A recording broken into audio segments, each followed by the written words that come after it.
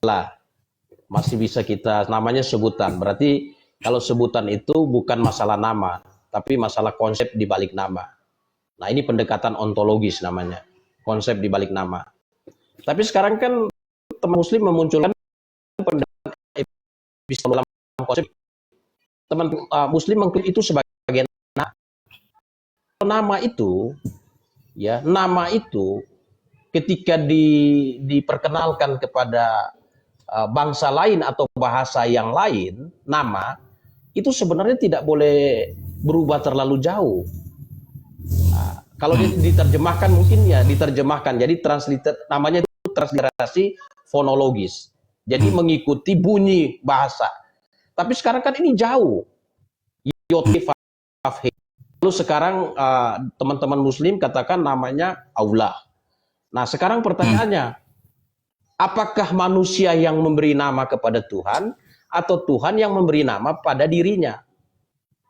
Sehingga namanya itu berbeda-beda. Gitu. Musa menyebutnya Yod He Vav He. Musa sebutnya Yod He Vav He, sedangkan teman-teman muslim mengklaim bahwa itu Allah.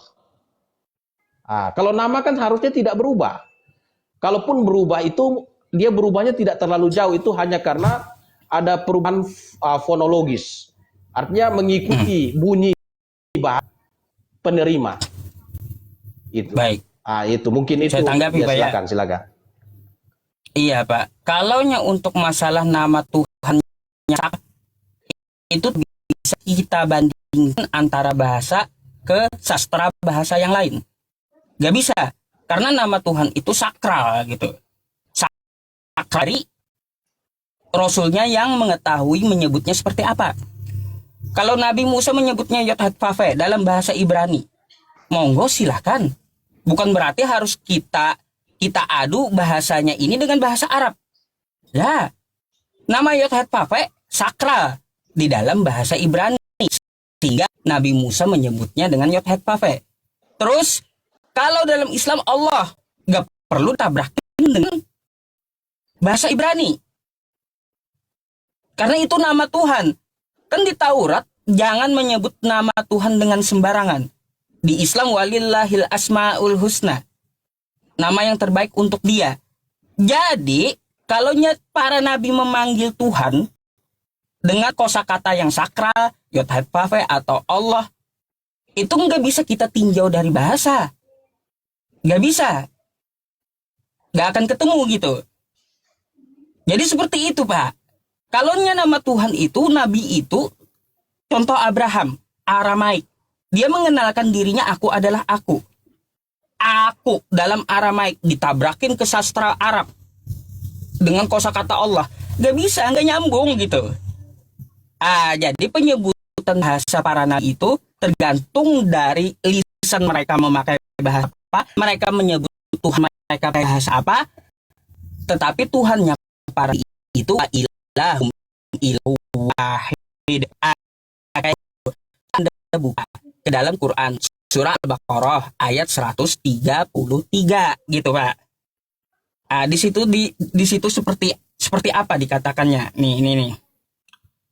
Bentar, saya bukakan aja Al-Baqarah ayat 133 ya.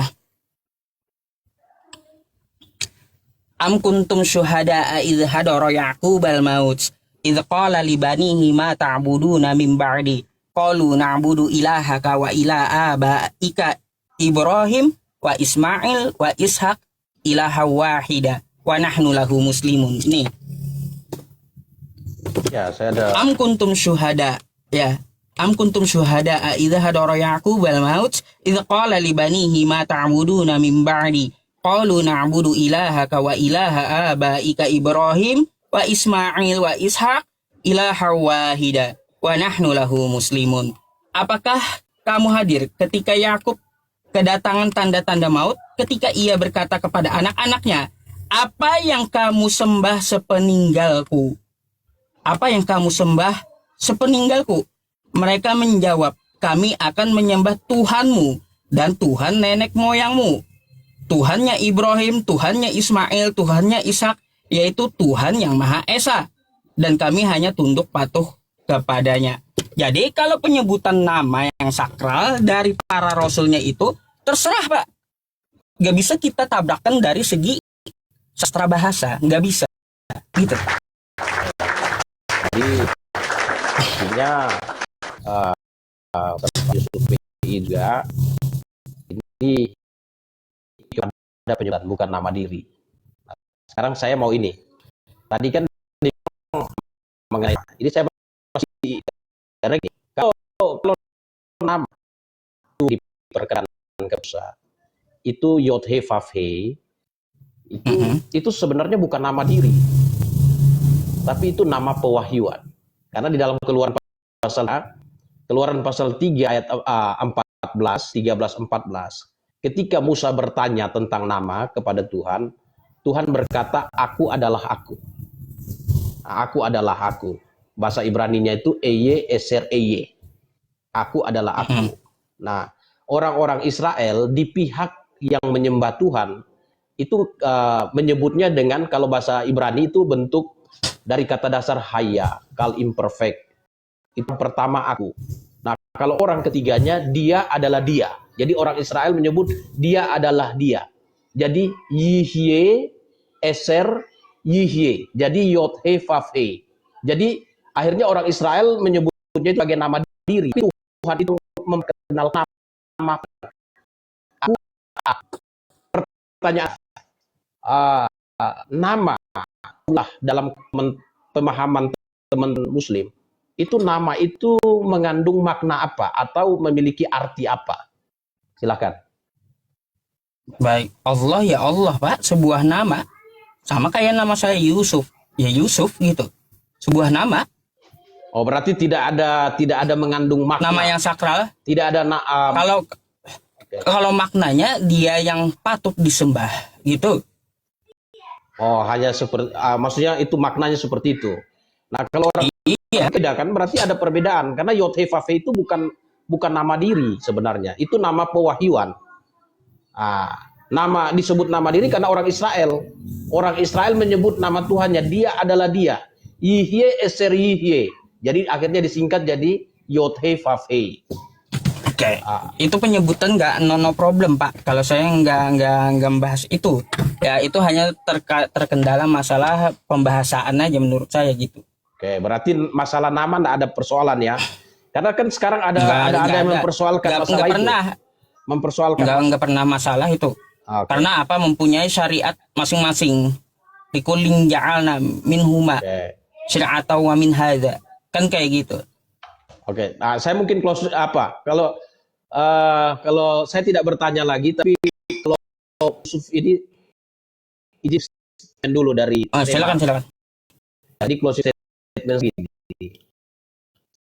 Karena tema di atas itu kayak untuk memisahkan Pak Yusuf ingin memisahkan, saya paham karena memang karena Pak Yusuf seorang Muslim jadi tidak bisa menghubungkan antara apa yang diajarkan Yesus dengan apa yang diajarkan Rasul Paulus. Jadi Rasul Paulus itu menerangkan semuanya.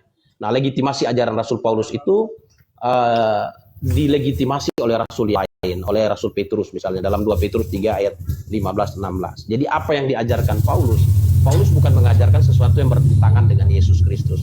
Rasul Paulus itu menerangkan posisi pengajaran yang disampaikan oleh Yesus Kristus. Mengenai tadi Taurat misalnya, Yesus Kristus dituduh oleh ahli Taurat meniadakan hari Sabat karena tidak memahami. Nah itu, jadi mungkin itu saja. Saya pikir mungkin hanya karena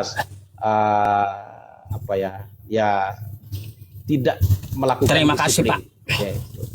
Disiplin ilmu teologi. Terima kasih atas diskusinya. Ya, makasih Pak. Terima kasih untuk kesempatan. Terima kasih Pak Suat ya atas diskusinya. Thank you.